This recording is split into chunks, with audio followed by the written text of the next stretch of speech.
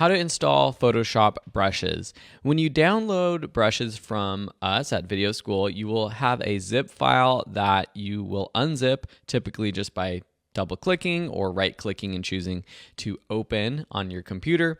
And then within each of those zip files, you will have an instructions. So this is for both the desktop and the tablet versions of Photoshop if you need that. And then an ABR file. This is the file that contains the actual brush files that we'll be importing.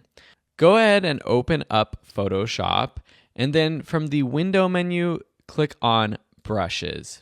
This should open up this sort of flyout window, and from here you can see all of the already imported or standard brushes that you get from Photoshop.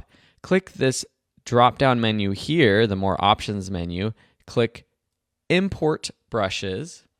And then from here, you want to find that ABR file. Click open.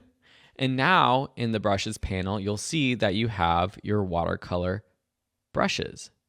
So down here, you can see all of the brushes in this pack. The best way to see what these look like or to preview them is to make sure you have a color selected that contrasts with your background or whatever layer you have underneath.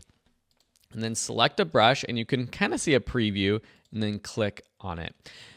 Now you can see that we have this sort of watercolor effect. Let's change the color. I like using this pastel swatches panel for these watercolors. It kind of looks cool.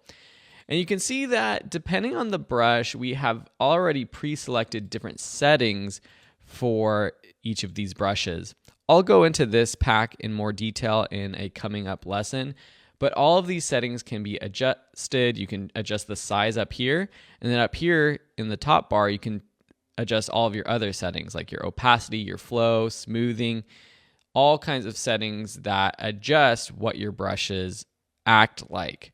You can also get to all of these settings here in the brush settings panel. And like I mentioned, we've created these brushes with specific settings that we think will work good for you, whether you're using it on a desktop, a tablet, especially if you're using a stylus, you'll have more control over how these brushes look, but you have complete control after the fact. All right, so go ahead, enjoy these brushes. If you have questions about installing them, let us know. You also have the written instructions included in the downloads. Thank you so much. And we'll see you in another lesson.